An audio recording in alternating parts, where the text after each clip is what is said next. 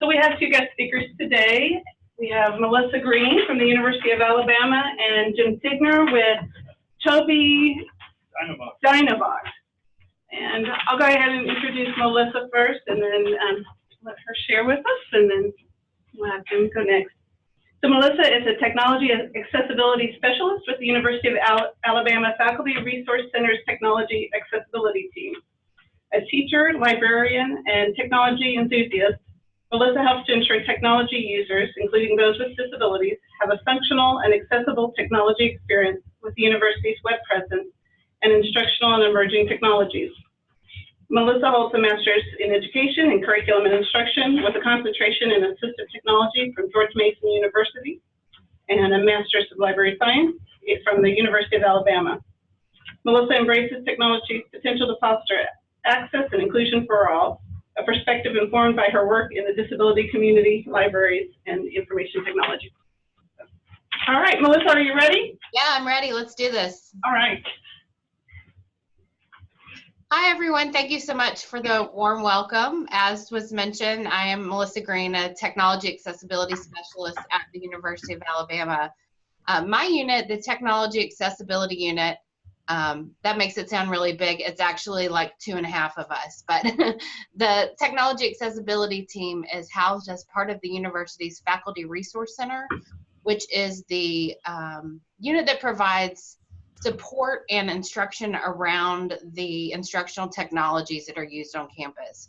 We utilize the Blackboard learning management system, so our office supports that as well as other technologies such as Tegrity, Turnitin, clickers, and so on. But my team specifically works to ensure that everyone is able to access and use the university's websites, as well as technologies used for teaching, learning, and conducting the business of the university. One of the ways that we do this is by providing access to a couple of assistive technologies on a campus-wide basis. So we license 2 pieces of software, or really 4 pieces of software from 2 companies, and make those available for use by all faculty, staff, and students. So today my plan is to talk a bit about assistive technology that's used for digital access in general, and tell you about those specific pieces of software that we have made available to students, faculty, and staff at UA. So the focus of today is assistive technology. What is assistive technology? It's my understanding that you've done a little reading on the topic, so this is probably not news to you, but I'll share the definition as defined by the Individuals with Disabilities Education Act. According to IDEA, assistive technology is any item, piece of equipment, or product system, whether acquired commercially, modified, or customized, that is used to increase, maintain, or improve the functional capabilities of individuals with disabilities. So in other words, assistive technology is used to perform functions that might otherwise be difficult or impossible. So along with the hardware and software that people use for technology access, assistive technology also includes mobility devices such as walkers and wheelchairs, communication systems, and devices that support activities of daily living, like bath chairs or grab bars, tools to help reach and pick up, or so on. Assistive technology for computer access typically falls under 2 categories: input devices and output devices, and we'll take a look at those now. So conventional computer access involves using a standard keyboard and a mouse or touchpad to input information. Assistive technology for computer input works to mimic the functionality of a mouse or a keyboard, to provide the same sort of functionality that a standard mouse or keyboard might have. Beyond the more standard variety of QWERTY keyboards, there's quite a big variety of alternative keyboards. Alternative keyboards may provide a more functional layout, like this Dvorak keyboard that places the most commonly used letters in the home row so your fingers move less. Or this split keyboard that enables you to place the 2 keyboard halves in such a way that better supports natural hand positioning. Alternative keyboards may also be designed for one-handed use. On this slide is depicted a half QWERTY keyboard that allows you to type with one hand. The way it works is that you place your hand on the keyboard in the standard position with the letters under your hand as they would be on a standard keyboard. But when you hold down the space bar, the characters produced by striking the keys under your hand change to those produced typically on the other half of the keyboard. Alternative keyboards may be color-coded to show correct finger placement. This can be especially helpful to users with cognitive disabilities as well as those learning to type. Some variations assign different colors to consonants and vowels to help users understand the roles of the different characters in language.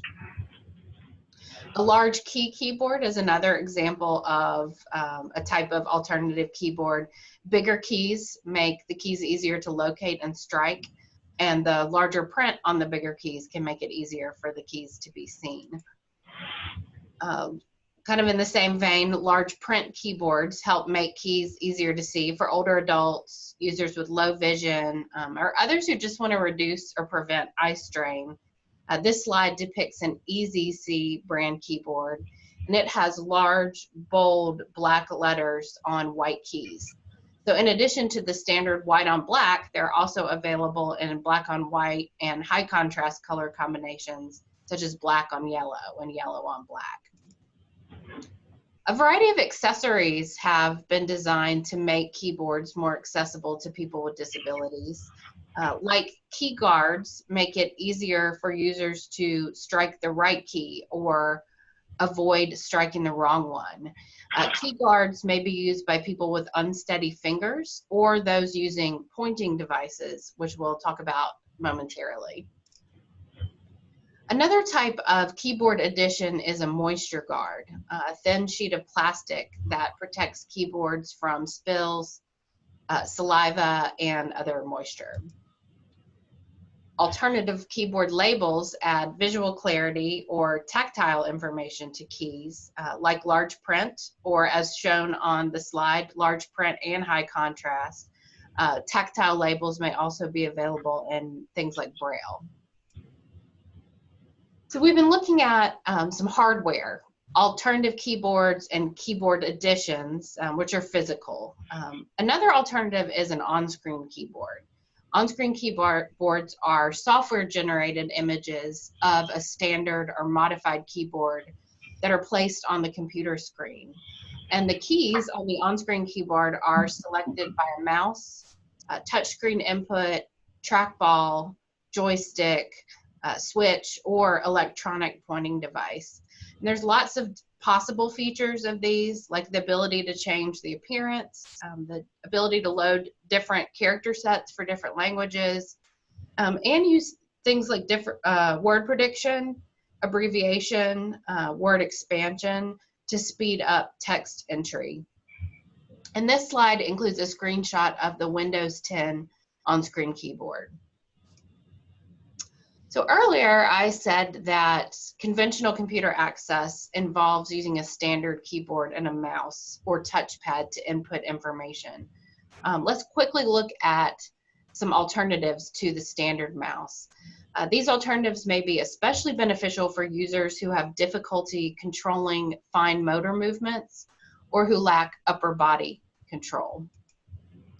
For people who have shaky or unintentional arm movements, joysticks are a good replacement for a traditional mouse because they provide greater control of the direction and the speed of the cursor on the screen. Joysticks can also be used in whatever position the user finds most comfortable, including while reclining or even lying down. A trackball mouse is often easier for a person with a motor disability to operate than a standard mouse. And trackballs are sometimes recommended for those experiencing pain from repetitive strain injury or those who perform repetitive tasks and want to prevent strain or injury. Continuing our look at assistive technology, or AT, for computer input, Pointing devices are another alternative for individuals who may not be able to use the mouse and keyboard to input information because they have limited or no movement in their hands and arms. And there's lots of different types of pointers available, from the low-tech end of the spectrum, where someone might be using a wood stick or plastic stick worn on the head, held in the mouth, strapped to the chin, or held in the hand. That's sort of on the lower tech, less expensive end. Higher tech options enable a user to control their device through head or eye movements. The Tracker Pro, for example, takes the place of a mouse for a person with little or no hand movement. And when the device is combined with a small dot that's attached to a person's forehead, glasses, or the rim of a hat, users are able to access their computer in the same way that a conventional mouse provides access. So this particular device is called the Tracker Pro. It's something you would purchase, but there are also some free tools out there that you can play around with. One I remember experimenting with as part of my master's program was called Camera Mouse. And it's software that you can install on your computer and use with a standard webcam. You would designate a feature on your face as the mouse pointer, so the end of your nose or your chin, for example. The Tobii Dynavox enables a user to control their device through eye movements. I'm really excited that the other panelist today is from Tobii Dynavox, so I'm not going to say anything else about that, but that's another example of a high-tech pointing device. Switches also offer an alternative method of providing input to a device when it's not possible to use a standard keyboard or mouse. And if a user can control one body part, they can operate a switch. And switches come in various sizes, shapes, methods of activation, and placement options. Some different examples are depicted on this slide, such as a pressure switch that can be activated with the head, hand, elbow, or another body part. Another example that you might see someone using for computer access or to operate a mobility device or to use a communication device is a sip and puff switch that uses inhaling or sipping and exhaling or puffing to send signals to a device. So lots of different kind of things available that all kind of fall under the category of switches. When switches are used for computer access, they're typically used in conjunction with scanning. The scanning indicator is a visual indicator or an auditory indicator that moves through items, highlighting each item on the screen or announcing each item via voice output.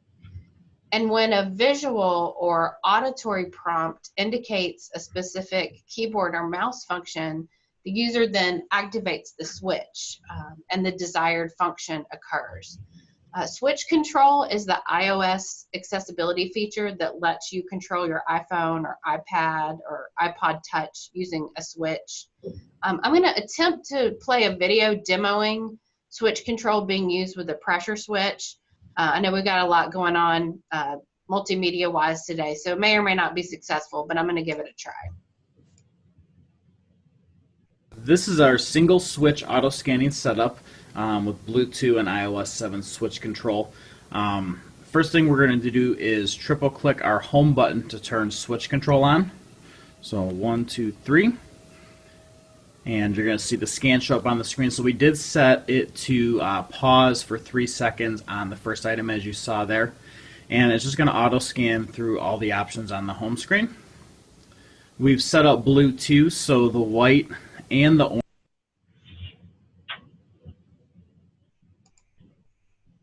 So I'm going to go into the browser. We did turn auto tap off, so it's going to bring up this menu here. To select an item, you're going to select the first option, tap, and this is going to take you into the application. So as you can see here, I was on Amazon last night, and it's going to start scanning through the web browser.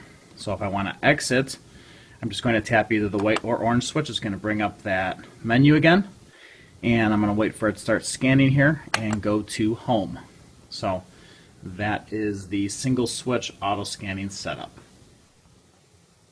This is our Cool. Sorry for the little hiccup there. I clicked out of the video momentarily. So in that case, we were looking at a pressure switch, a switch that's activated by pressure, again with the hand or the elbow or what have you. In this case, it was set up as a dual switch. So there were two switches, a left switch and a right switch. Left switch is white, the right switch is orange, and those were both being used for different functions. So you can use switch control to have an auto scan where the visual indicator kind of moves through at a specified pace, and then you press one of the buttons to activate or make a choice. Or you can use one button to advance the indicator and the other button to make a choice. Sometimes when I try to explain the auto scan to people, I would compare it to the Press Your Luck video or game show. I don't know if anybody's ever seen that, but anyway, it's sort of similar. There's a little indicator that goes around a screen and you hit a button to stop it. So another alternative to the standard keyboard or mouse is voice recognition or speech recognition software that converts spoken words to computer text, allowing the user to speak to the computer instead of using a keyboard or mouse to input text or control computer functions. Dragon is probably the most well-known speech recognition software, but if you have a smartphone, you're probably already using some form of speech recognition. And speech or voice recognition can really enhance productivity for all users, but is especially beneficial for people with physical disabilities who have difficulty accessing the keyboard and individuals whose oral or spoken language abilities are stronger than their written language abilities. So we've looked at several examples of assistive technology that work through the keyboard or emulate the functionality of the keyboard. And that's why ensuring that the digital content you create is operable by both keyboard and mouse is so important. If you'll ensure that the functionality of your digital content, whether it's your website or a document or video player, what have you, is usable with a keyboard, generally the input devices and software will take care of the rest. So that's assistive technology for computer input. Let's move on to assistive technology for output. Conventional computer access involves a monitor or screen for information output. And assistive technology for output works to provide the same sort of functionality that a monitor and screen provides.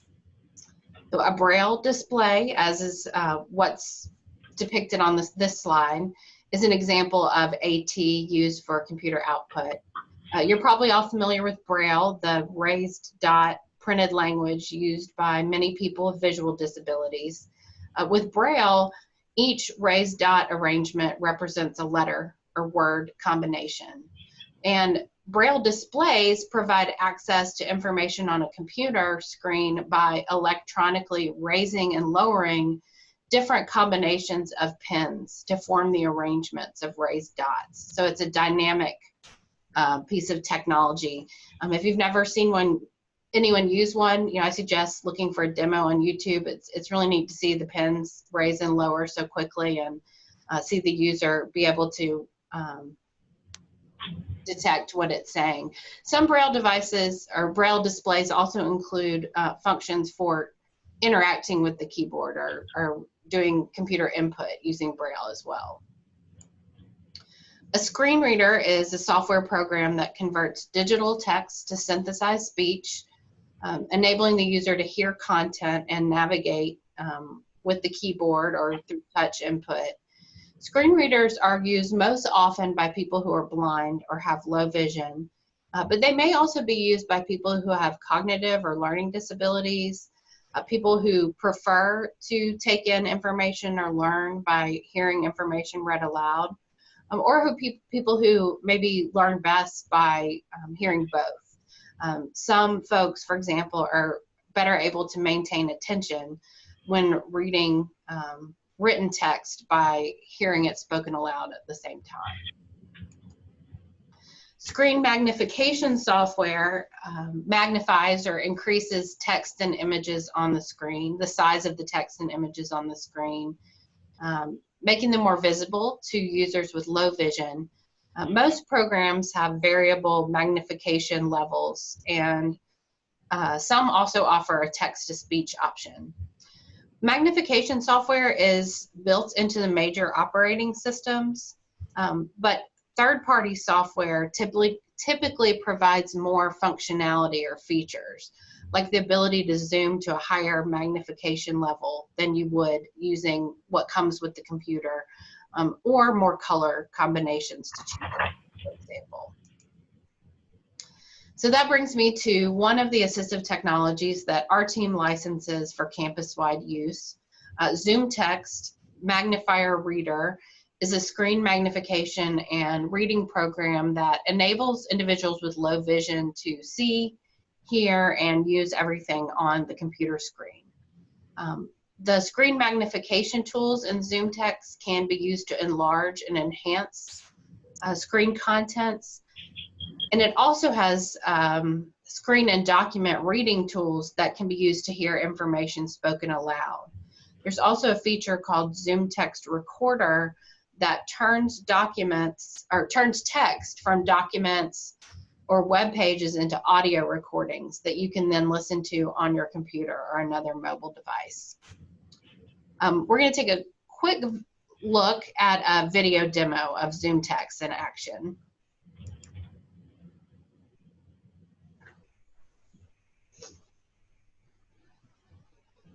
Hi, I'm Cami Truesdell, and I use Zoomtext to navigate on the computer.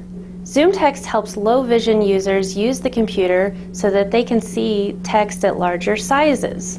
Some of the features include cursor and pointer enhancements that change the size and color of the cursor and pointer so that the user can track the items better.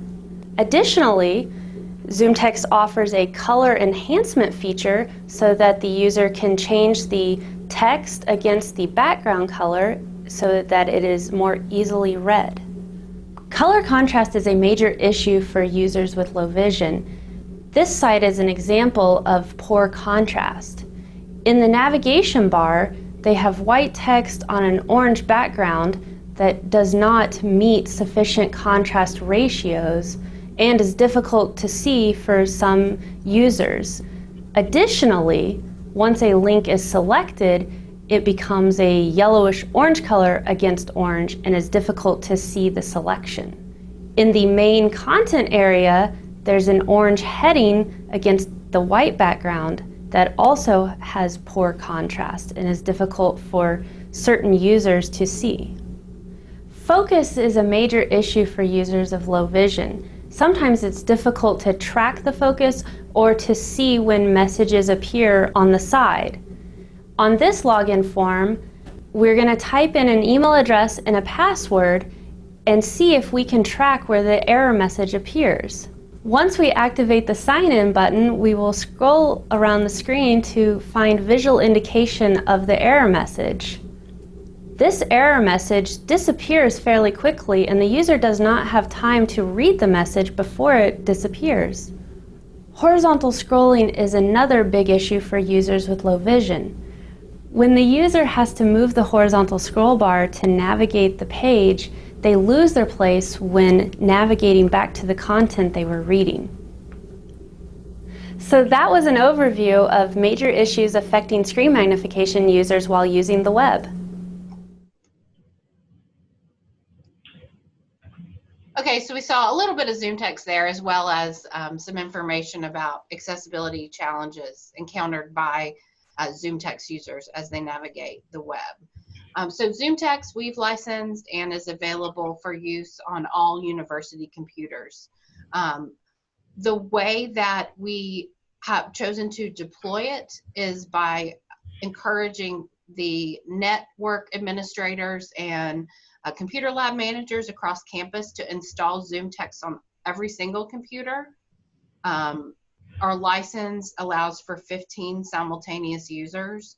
So it's available on every computer, and up to 15 people across campus can be using it at the same time. We went with that approach because it reflects our philosophy that universal design, so making everything as accessible as possible from the output rather than accommodations.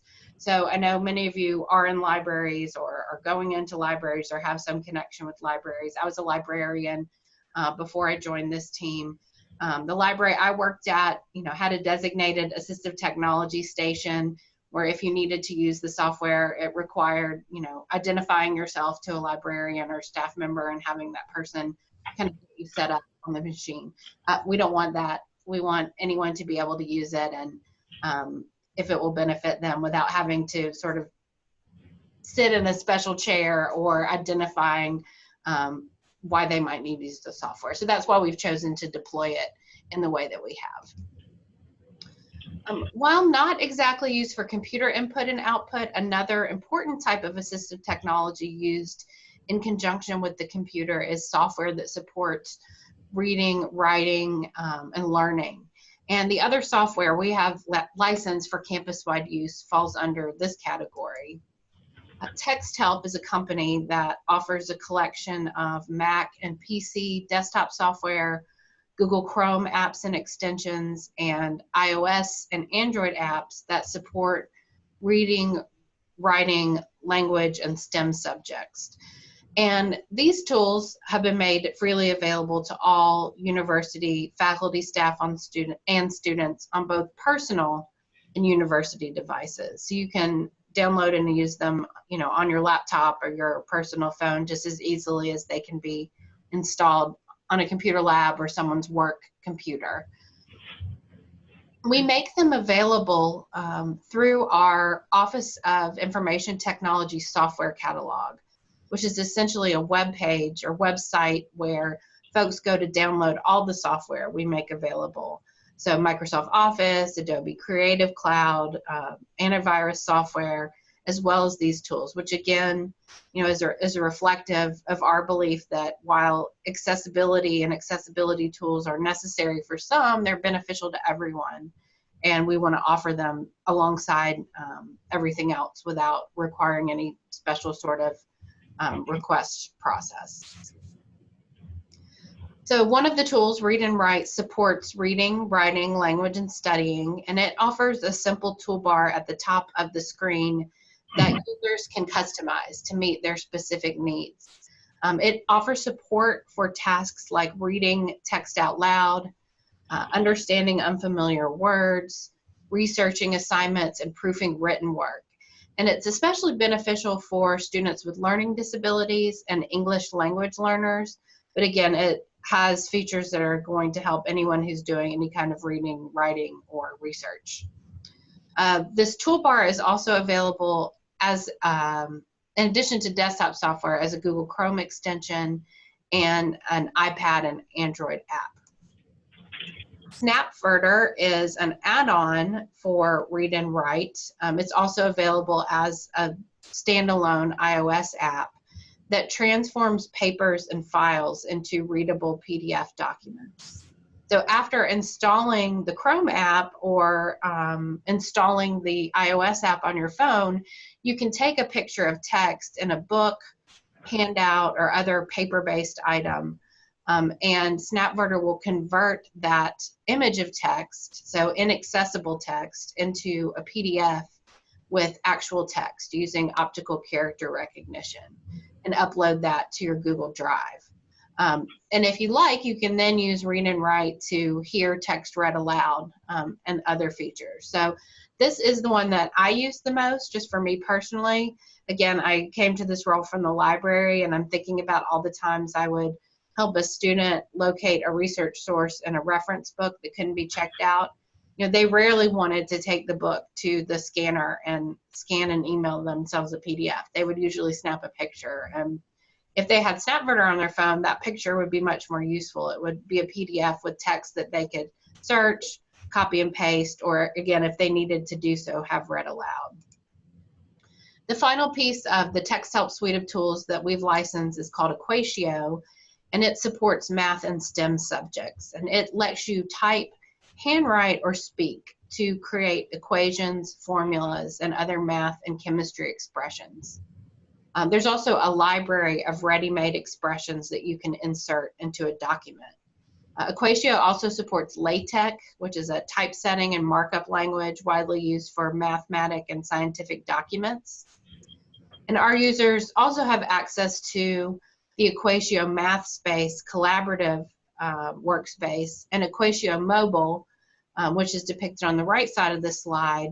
It's a mobile companion that lets you use your phone or tablet to draw, dictate, or take a picture of math and add it to a document that's open on your computer or Chromebook. So again, these tools allow folks to focus on the concepts they're trying to learn. You know, what is this molecular structure, or what is Simpson's rule of integration versus how do I type a square root sign. That's our philosophy around that. I didn't pay attention to what time I started talking. I don't want to go over my 30 minutes. So I'm just going to kind of quickly mention some other things, and then I'll be following up with Dr. Gibson with some links to things for you to explore them on your own. I just wanted you to be aware that, like the TextHub tools, which are paid, there are quite a few free tools out there that offer some similar functionality. For example, Microsoft Learning Tools. These are free and really free. You can use them with Microsoft Office Online at no cost, or if you've purchased Microsoft Office, they can be used on the desktop. And they also do things like reading text aloud, allow for dictation, allow for highlighting, splitting words into syllables or parts of speech, just different tasks that can support reading, writing, and studying. You all have access to the assistive functionality built into the standard operating systems, Windows, Mac, iOS, and Android. In Windows, you'll want to access those through the Ease of Access Center. On a Mac, on Mac OS, you can find them by opening the Apple menu in the upper left, then choosing System Preferences and Accessibility, or you can ask Siri to take you to those. The iOS operating system for iPhone and iPad offers many accessibility features, and since a lot of developers with disabilities personally use iPhones, and since iPads have been widely adopted in so-called special education, there's also a really robust collection of apps in the App Store that support accessibility or function as assistive technology.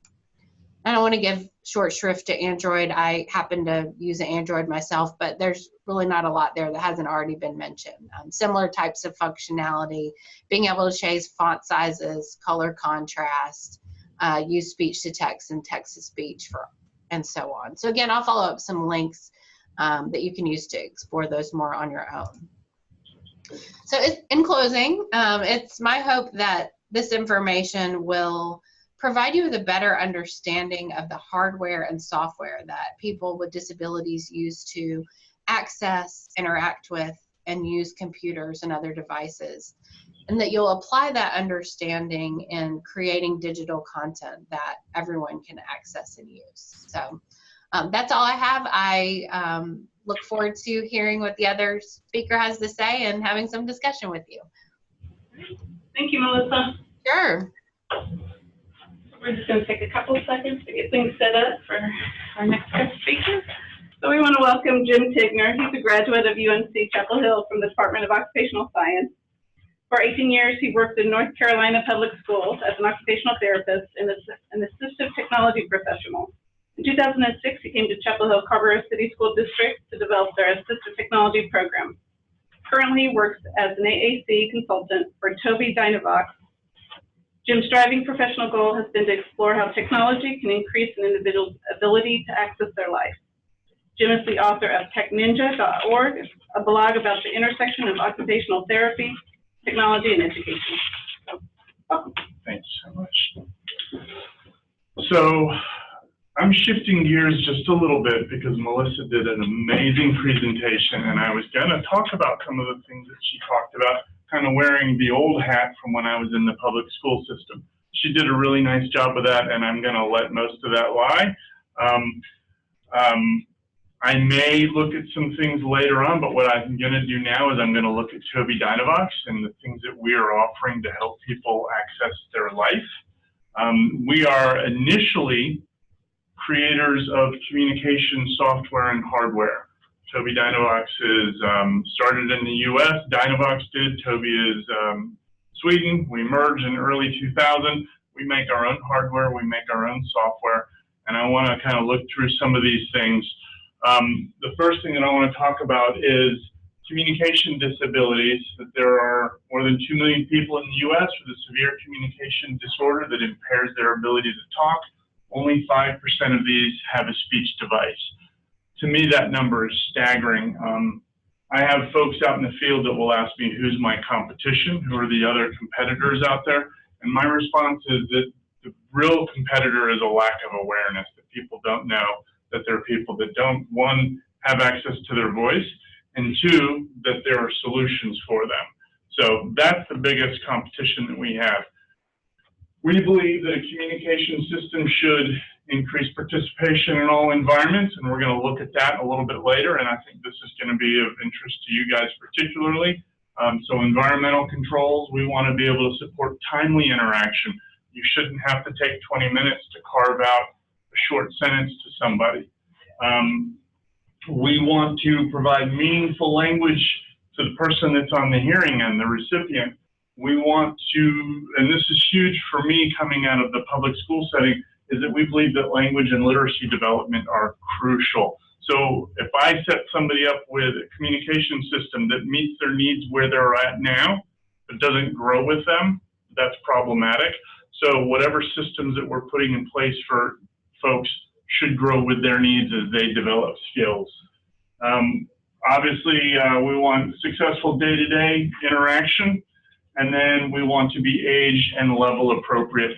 I can't tell you how many times I've seen 17-year-old young men and women with disabilities being presented with lesson plans that are accessible, maybe from a comprehension level, but are geared towards a 4-year-old or a 5-year-old, and it's not good, not best practice. So there's a continuum of communication independence. We try to address all of them. We have software for the emergent communicator. We have software all the way for the independent communicator. I break it down into 3 categories. There's that picture-based emergent communicator, there's symbol-dependent communicators, and then there's text-literate communicators. And we're going to look at some of those as we move on. We have 2 pieces of software that support whatever you're doing, whether it's communication with symbols or with text. These will grow regardless, and we're going to look at some of those. Let me actually back out, and I'm going to open one of those.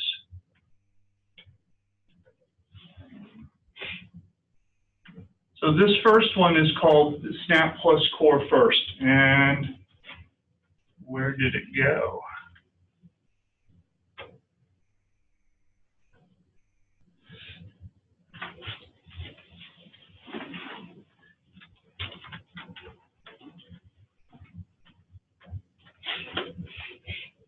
There we go. So I want to show this software to you all because I think one of the things that I've encountered in North Carolina is a lot of different languages in the classroom. So we have kiddos that are coming from all over the place. North Carolina, last time I heard the statistic, it was a few years ago, but we had one of the fastest growing Spanish-speaking populations in the country. So this software, before I even set it up, if I pull down a menu, I can choose from a variety of different languages, and every few months we update this and we put out something new. They don't really tell me what they're working on, it just shows up. But what I'm going to pull down for you guys to see is the bilingual English-Spanish. And then the next step that we do is we create our user, and I'm not actually going to log in here.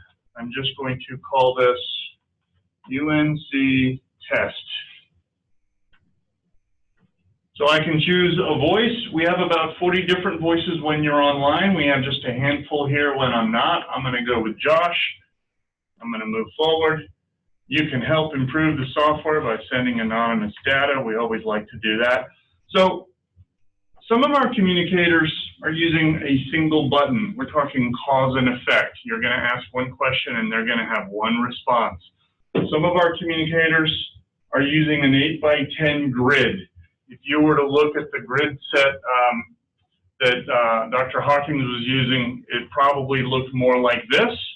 We're going to go somewhere in the middle for starters, and we'll do a 4x4.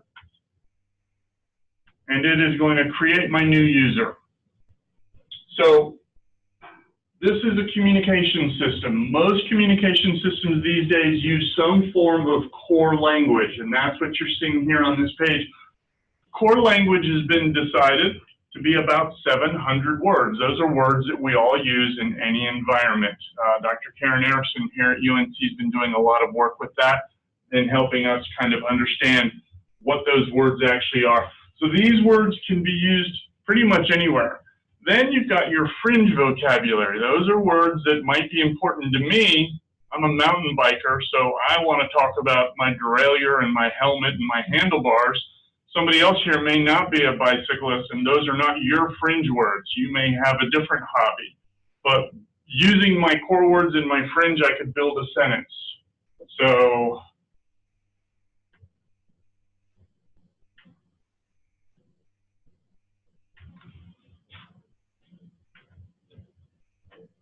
we'll just go with calling. So I like calling. And then when I hit the button, or up top here, it will speak if I was logged in. I'm not logged in. So normally this would speak out loud. It would have a nice robust voice. I'll get that working before we're done here. The back button brings me back. Sometimes you don't want to build a sentence. Somebody asks you, hey, you want to go to the library? And I'm just going to hit yes, and it just speaks yes. So we're not building sentences. Underneath that, we have topics, and these are preloaded topics that will help you in most any environment that you might be in. And I'm realizing that I have this set up for a tablet, which would mean that I could swipe. And this is not a tablet. So let me go in here and change my access method, which is a good point to say. This software can go on any kind of a tablet, an iPad, well, not any kind, iPad or a Windows 10 tablet. It can go on a Windows 10 computer or a MacBook. It can go on for somebody that uses switch access, like Melissa was talking about earlier, direct touch. They may have a key guard to help with that direct touch if they don't have the fine motor facility, or eye gaze, and we're going to look at eye gaze a little bit later. So we're going to call this gaze interaction for now, because that brings me up this arrow, so I can now scroll down. So if I were to go into desk work, for example, I really do want to log in. Bear with me while I bring up voice, because I think that that will be important to you.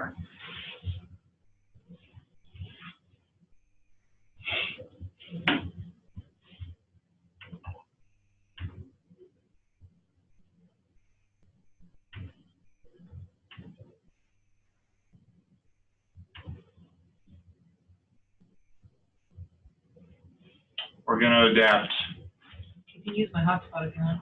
It's a Tech Loaner one. Is it? You're my hero. Tech Loaner. It's secure. Do you want to put your passcode in? Rather than sign. The add sign? THE, capital D, capital C, capital L, 2016.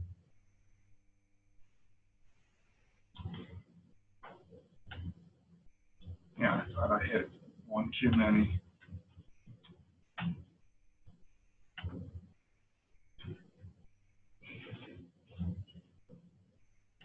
Saved. All right.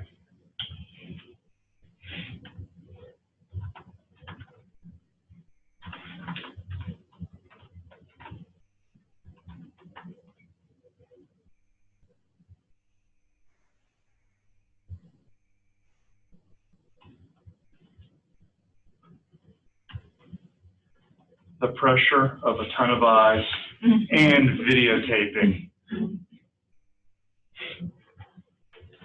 There we go. Thank you. I appreciate that. So, Are we doing? this is a kid's voice. Will you please look at mine? Is that right? And I meant to show you guys this little Spanish button when I toggle that. Por favor, mira el mío. So it flips it over instantly. Now, I'm not bilingual. I've been told by a couple of folks that the Spanish grammar is, but we're working on it. But it's a pretty amazing thing that is throughout all of these words. So I'm going to go back to English because I'm not bilingual. The other thing that we have are a number of supports. So this software we're often using with young kids, maybe kids on the spectrum with autism, maybe kids with behavior issues, maybe kids that struggle with transitions, staying on task, accessing the curriculum that's being presented to them. So we like to, and my eye gaze is turned on. Let me turn that off. So if I click on supports on the your far right, it brings up a couple of tools.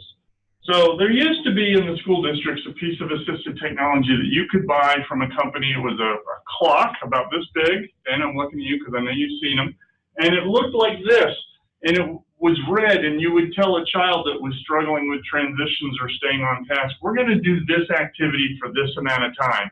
They didn't have to be able to tell time. When the red dot disappeared, they were done. They were about 30 or 40 bucks. So we build this in. So now we have a red bar across the top. The default is 5 minutes. The kiddo can keep working and communicating with their software while they have this timer. So this is a really nice assistive technology feature. We also have a set of first then. So these are all unique for every topic. First, look at directions on the board. Then, complete the work. So if I was going to sit down with a kiddo that struggled with staying on task, we might do this first. This is laying down the behavior expectations. If I was dealing with a kid that was verbal, I might have them verbalize it. In this case, we're going to have them verbalize it using the software. We also do workflow schedules. So again, kids that struggle, maybe they get anxious when they don't know what's next. Maybe they don't know how to sequence things. So we can build these on the fly. Each one of these will talk. I won't go through each one, but I think you get the gist. A lot of our kiddos need scripts. They walk into an environment and they don't know how to initiate conversation. So, in fact, let me go back to something that might.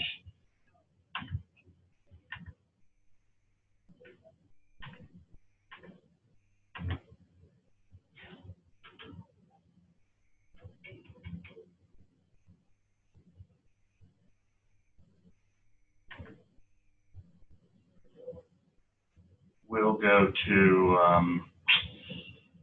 the playground. So if I go out to the playground. We have a playground in school. I like to swing. So this is a conversation that a kid might have with another kid if they're not able to initiate on their own. So now they're able to have this interaction. And you can add to this, you can edit it, you can put as much on here as you want, but you can get a nice flow going. The other thing that we use with our kids on the spectrum is a tool called social stories. And these are stories that are pre-written, usually with the child if they're capable. So if they're going to do something, maybe on the playground where they are struggling with behavior issues, if you can help them set out what the social expectations are, what the social story is, and then they can read it or have it read or use their software. When I want to go on the swing, I just ask if other kids are on the swing. I will wait for my turn. I make sure the swing is buckled before I go. So we're taking these strategies that are used in a lot of different educational environments and we're kind of submerging it into the software. So this allows a kiddo to kind of have a handle on their behaviors. Underneath topics, we have a series of keyboards. So the default keyboard matches your grid size, and this is not a very functional keyboard. So usually the first thing that I do is I go into my edit mode, which is in the top right, and I go down to page set.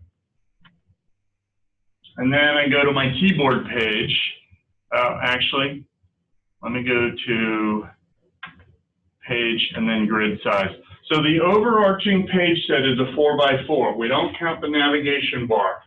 I don't want to match that. I want to change this to a full-blown keyboard. And this keyboard is an ABCD keyboard. A lot of kids that are learning and really just starting to explore the alphabet, that's the kind of keyboard that they might benefit from. But some of our kiddos or young adults, they don't need that kind. They need a QWERTY. So I can go into here and I can change this keyboard. Let me spell it correctly.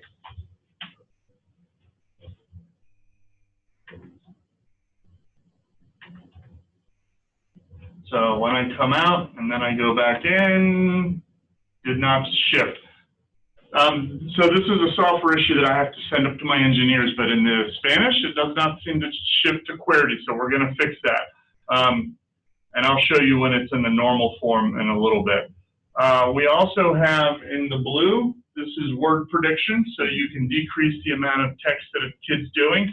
So this software, really flexible. When I first started in this field, I remember probably 8 years ago when the Obama stimulus funding came out, I got a phone call from my director and she said, I have good news and bad news. The good news is we've got about $750,000 for you to spend. It was on a Wednesday. The bad news is I need the PO on my desk Friday. So I didn't have a chance to do a needs assessment. I didn't have a chance to go talk to teachers and staff and therapists. Me and my team just said, we're making some decisions.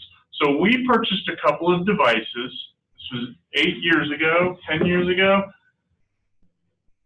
2 of those devices, so they were similar to my eye gaze, or rather my tablet right here.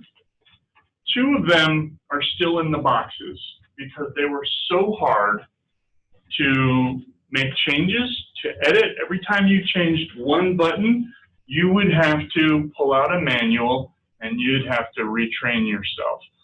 And I'm telling you that story because what has happened in the last few years with technology is that we're not seeing the same device abandonment. And the device abandonment in my field is a big deal because some of my systems cost the price of a gently used Honda Civic.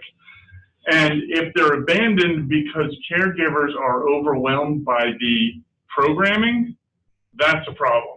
So I tell families, if you can play Angry Birds or Words with Friends on your smartphone, I can teach you how to program this software.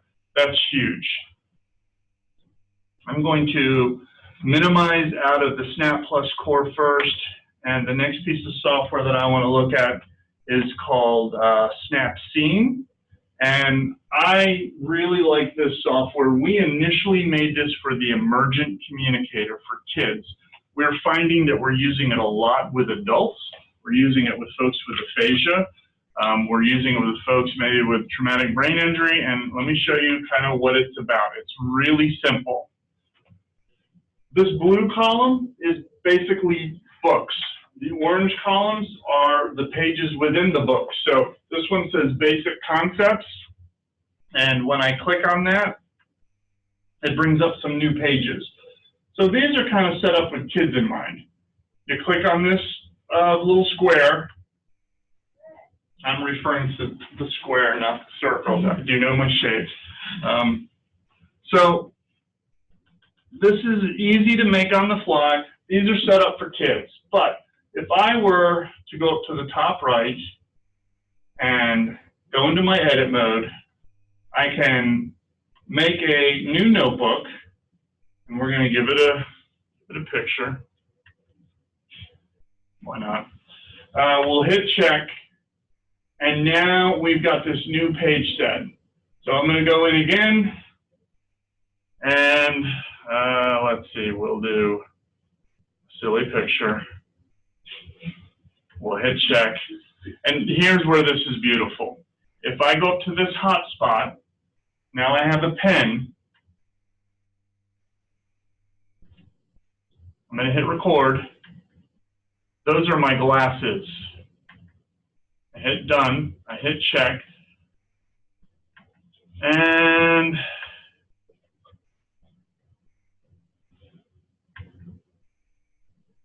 I need 2 pairs. I'm going to come out of edit. And so now I've got this page with these 2 hotspots. And when I touch this one, those are my glasses. And when I hit this one, I have to be patient. 2 pairs. So the functionality of this is that, one, it's wicked easy. You can make these really fast. I am seeing the folks at the VA working with vets are taking pictures of the veterans' refrigerators and then circling the things that are important to the vet. Maybe it's a Coca-Cola, maybe it's sandwich meat. So they're able to make choices on their own without having to assemble core words, without using a keyboard, without having to read.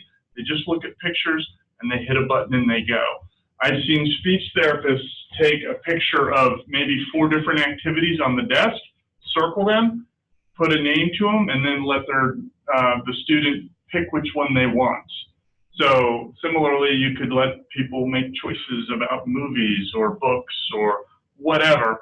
Really simple, really easy to use. This software is you can get a free version that lets you make, I believe it's 7 pages. The software itself is $49, so it's really pretty affordable. The other software that I showed you before, the Snap Plus Core First, that was up until December, that was $180, which is about $50 cheaper than my nearest competitor. It's now $49.99 and it's going to stay at that price. So for school systems, that's huge. For families that maybe don't have good funding, insurance, that's huge because they can afford it. The other piece of software that I want to show you guys, so this is called Grid 3, and this has a couple of different functions to it. So the first one is Text Talker, and I use this particularly when I'm working with, well, anybody that can read and write. I use this a lot with adults with ALS, and it's just like the keyboard on your phone. I write a message, I can use word prediction, I can also use sentence prediction up top. Please don't change the subject. And it puts the message up in the window. It speaks it out loud. If I like this message, and this is a message that I think I'm going to say a lot, if I come all the way over to the balloons and I click on that, it brings me into this set of pre-banked phrases. So the advantage of a keyboard is that you can be spontaneous, right? You can say what you want to say. The downside is that I don't care how fast you are, it's a little bit slower. And for some of our folks, it's a lot slower. If you're using eye gaze, it's challenging. So you want a balance of spontaneous keyboarding and pre-banked phrases. So the left and the right columns are categories. And when I touch a category, so let's go to medical requests or medical appointments, these phrases change. I'm going to go back to, how about info requests? And let's say that I like this sentence up here. This is something that I thought I was going to have to say a lot. Maybe the people keep changing the subject. So if I go down to the plus, and I want you to envision that I'm doing this with my eyes and not my hands, and we're going to look at that a little bit later. But if I use my eyes to access that button, and I click it, everything turns green in the middle, and I get a new empty box. And when I look at that empty box, it gets filled with that message. So the person that's not able to access by touch or keyboard or switches could use eye gaze to add their own messages and really take control of their communication. That to me is really powerful. So we're going to noodle around with this for a moment and see if I can make this, if it'll show up while I do it, that will be interesting. So I've just plugged in, yep, that's going to work. So this right here is a Tobii iGaze iMobile Plus. This has got a series of infrared cameras in it. We're the only company that uses what's called light pupil and dark pupil. So some of us that are a certain age remember that back in the day, people would take a photograph with a flash and everybody would have the red raccoon eyes. So that's a light pupil effect. The light is reflecting off the back of your retina. The dark pupil is when you get a kind of a smart photographer and they might put a light off on the side, and now you no longer get the raccoon look. That's the dark pupil. So we use both of those, and what that does is it means that I can calibrate my eye gaze in this low lighting down here in the dungeon. I can then go outside to the most beautiful Carolina blue sky, and I don't have to recalibrate. I call this the dungeon. When I was in OT school here, we were not in the new building. We were in a proper dungeon. Okay, so I think that you're going to be able to see, yeah. So look up on the screen and you're going to see an orange line that closes into a circle. That's my eyes engaging with the eye gaze camera. So we're going to start by going to the trash can.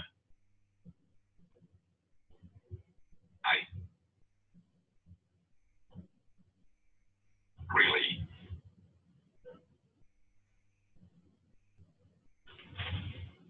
Like?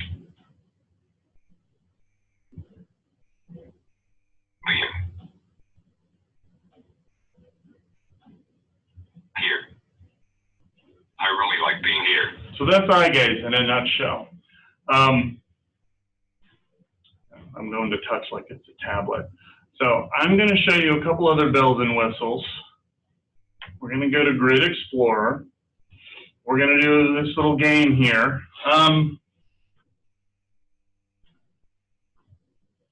Either one of you who wants to come eye gaze.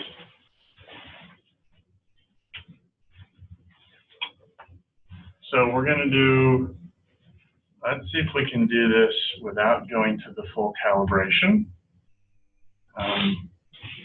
So move forward. Come back to, okay, so that's you. And if you move in a little bit, it goes red, which means you're too close. So move back just a little bit.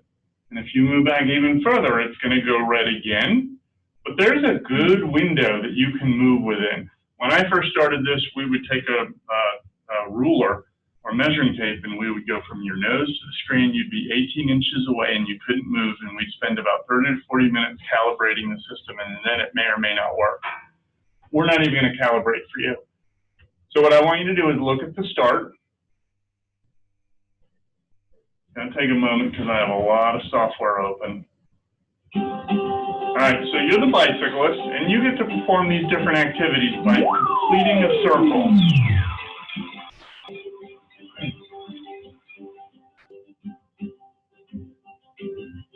So let's try maybe jumping the rocks.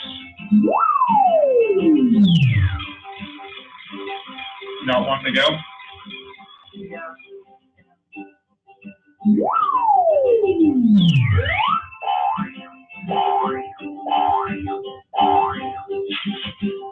So she's finding that it's not quite going where she wants it to go.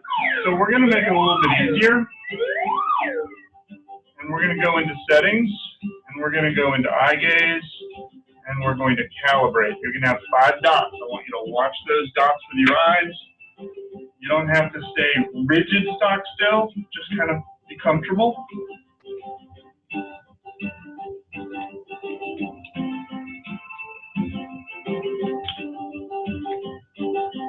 So you did a really great job.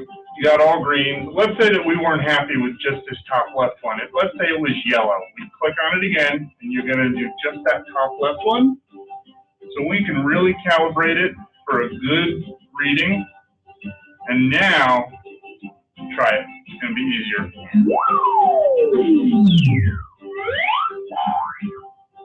Get something on the left.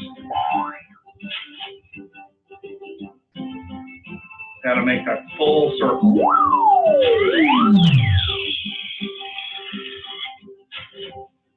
So using your eyes, I want you to go up to the green circle. And now I want you to go into chat. Let's go up to disease. And now you can look around without it taking off like a runaway train, okay? So I want you to write a sentence for me and from about what you just did. So when you're ready, go back to the Z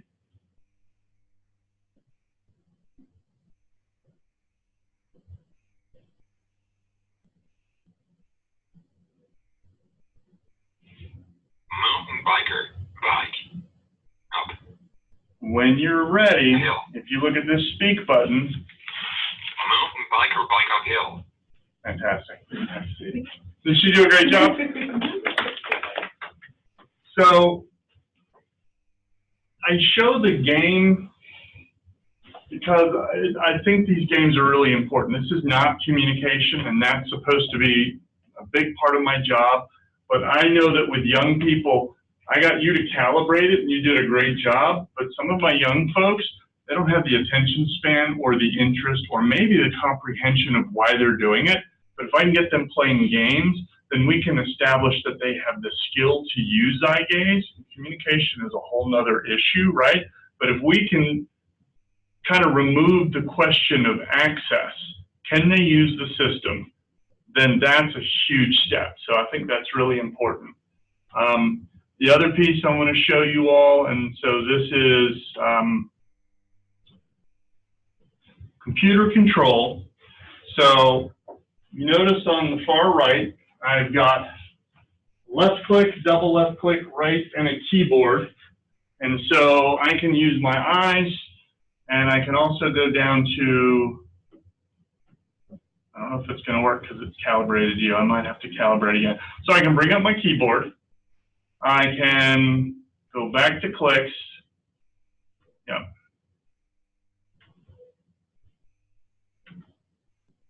We're going to calibrate once more.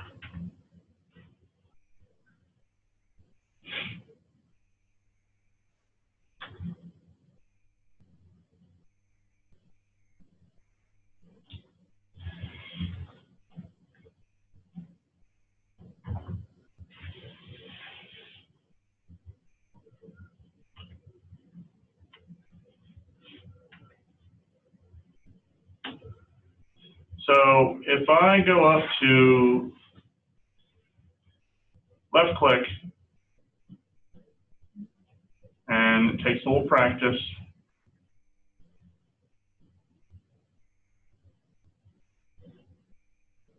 So you get this target that shrinks in and it selects it. So my eyes are getting dry already. These are the things that I tell people. Eye gaze is challenging. It's so much easier than it used to be. You tend to get a little dry eye. Brand new users will sit down and they will not. I have adults that I put this in front of, and I tell them, I say, you need to take a break after 15 to 20 minutes. And I get a phone call later that night. They've got a headache and their eyes are sore. And well, how long did they do the eye gaze?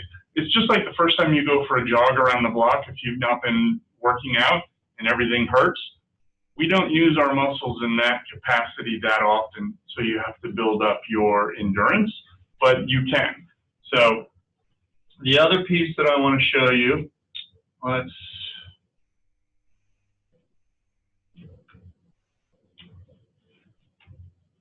go back to more and then go into menu.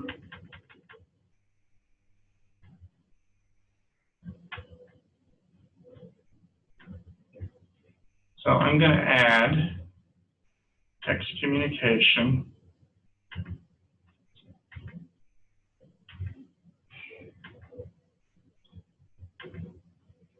So this piece of software, I'm going to unplug the eye gaze.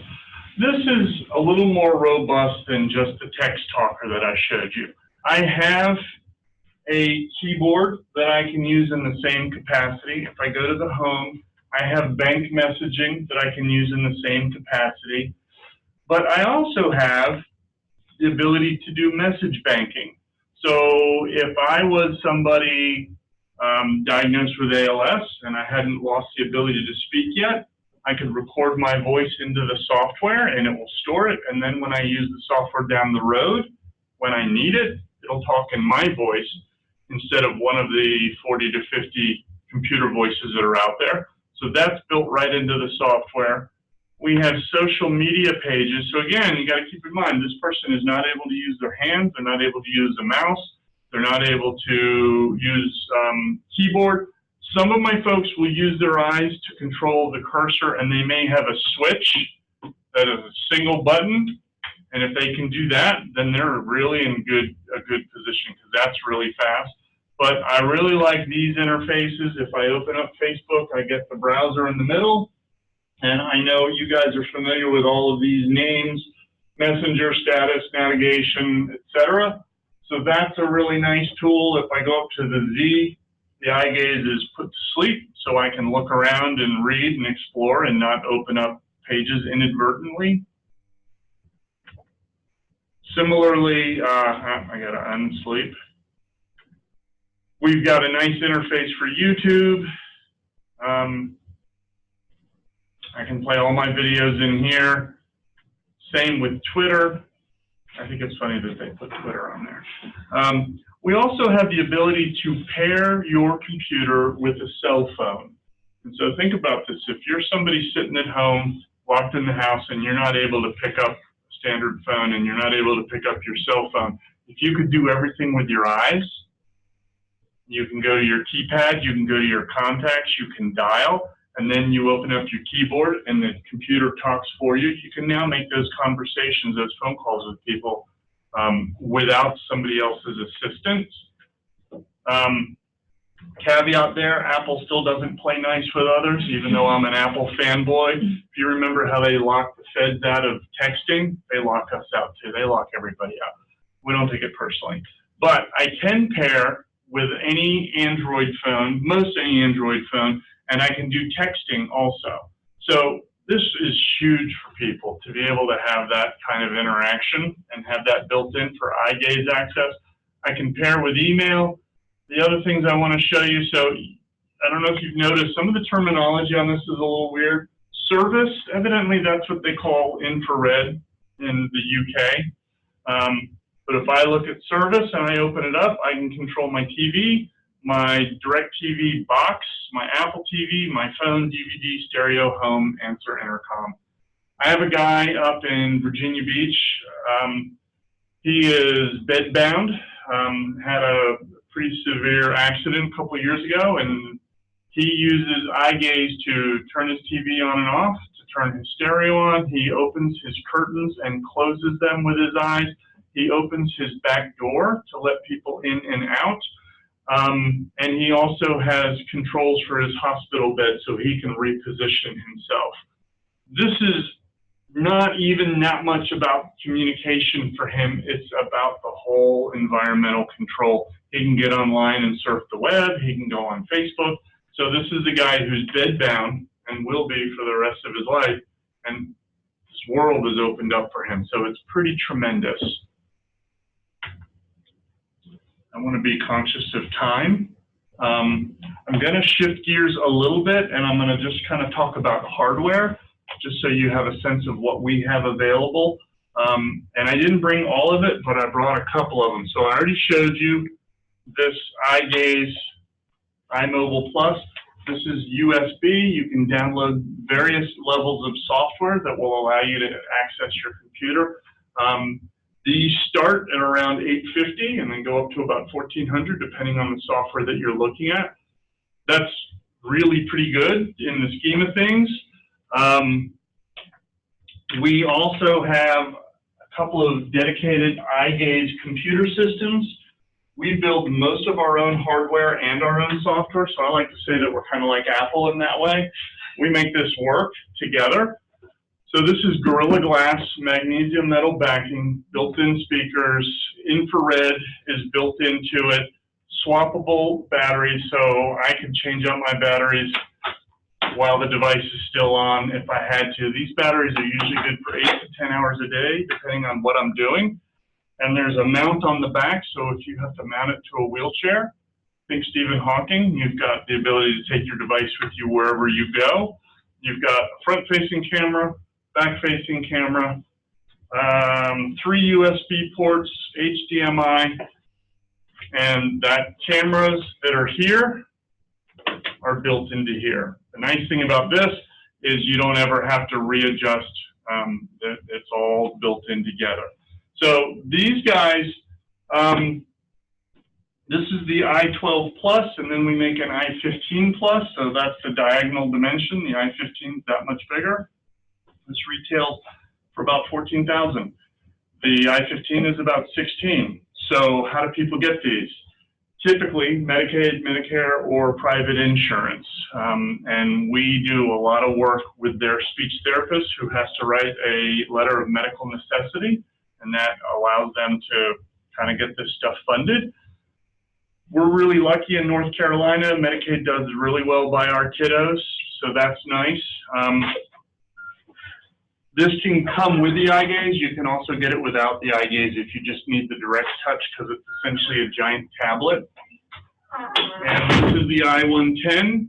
Again, Gorilla Glass, magnesium metal back, metal handle, wheelchair mount. It's been designed to take a 5-foot drop to the floor, direct splash of liquid in any direction. So it's a tank. It's not like an iPad. I see a lot of my kiddos using iPads with software, and that's a great starting point, but the minute you drop an iPad, it's shattered. These guys, if they're funded, they're about $6 grand, and they come with a 3-year warranty. And that 3-year warranty says basically if you drive over it with your car, we'll fix it or replace it for that 3 years. All of these are running Windows 10. This has 2 switch ports.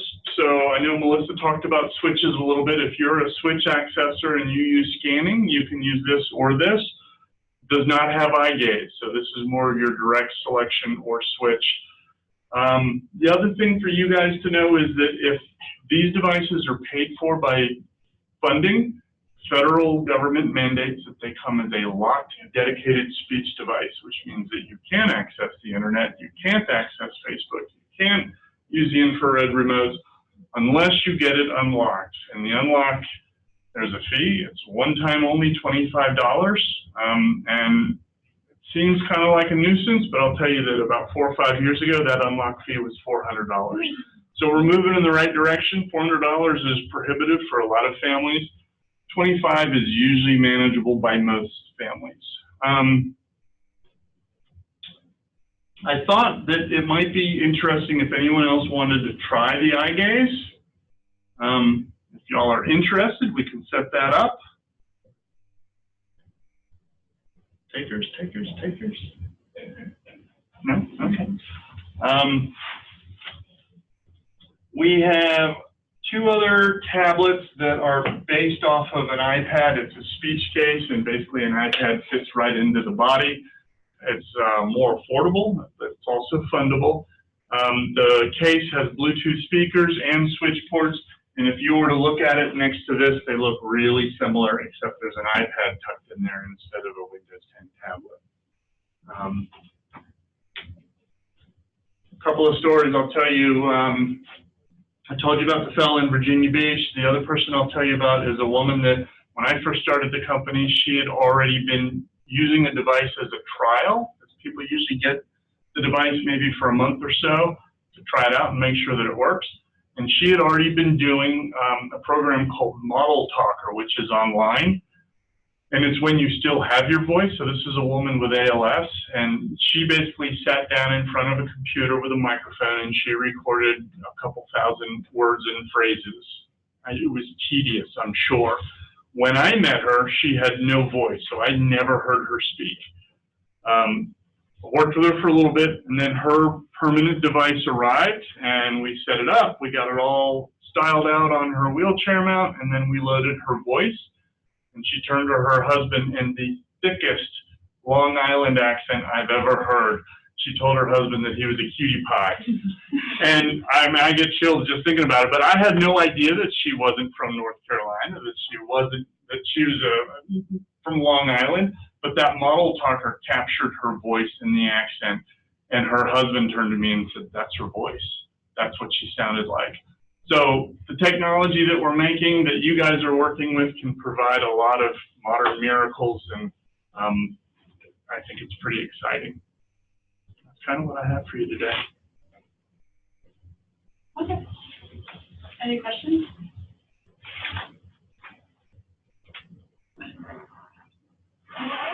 May I ask what advice you have for us as graduate students on what we should do if we want to end up like you someday? So I think if you were to look at, there's about 99 of me across the country, And I am probably one of 3 occupational therapists. The majority of my colleagues are speech pathologists. There's a couple of folks that come from a sales background. There's a couple of folks that come from technology background. One of my actual direct boss was a biomedical engineer.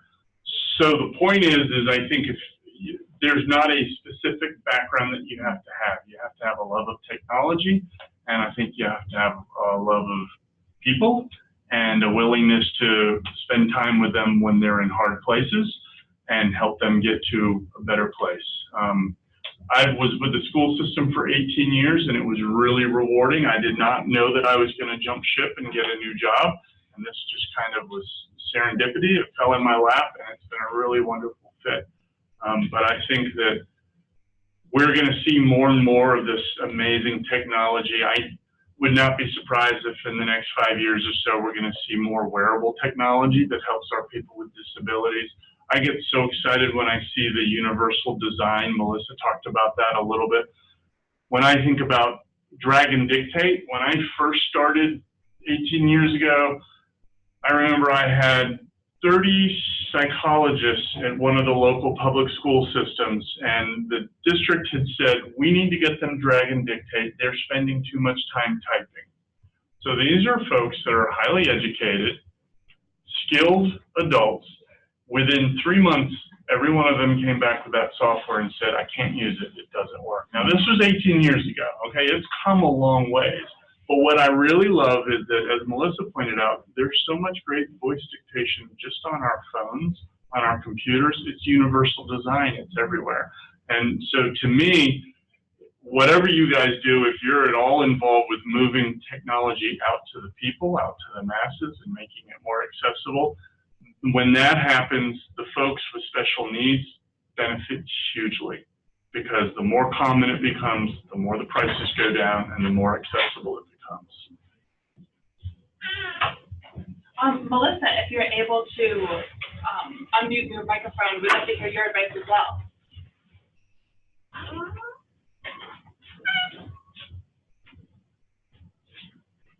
Yeah, I need to unplug. Yeah, she's still on mute. Is she okay? Switch over to the. Okay. Any other questions? I appreciate y'all's time. I hope that this was useful. Thank you, Jim. My pleasure.